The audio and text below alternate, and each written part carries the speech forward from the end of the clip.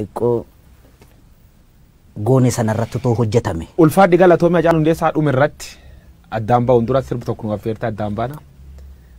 Sirba Hacaaluun nu affeer dhageen. Jirra jirra jirra jirra jirra jirra jirra jirra bullee barii arguuf garaa nu bal'isee yaanuyi yaanuyi yaanuyi yaawa irraanfachuuf. Yaawa irraanfachuu sirba Hacaaluu Hundeessaa jirraan irraa gallaa Hacaaluu Hundeessaa artist Oromoo beekamaa jir maalan jir ees jirte sirba dhuun dhufuu jira. Hacaaluu Hundeessaa hoomin rakkaat gamgamaan dhufee waan jira yaayuu darbatee qabsaa Oromooti artist Oromoo beekamaa bilxiginna irra birri fudhatedhaniin hin fudhannee yaayuu saniin jedhee waan jira Hacaaluu qoranne fuul duralleef gaaf inni sirba baas bal'inaa walitti deebinaa waan nu daawwattaniif galata qabdu.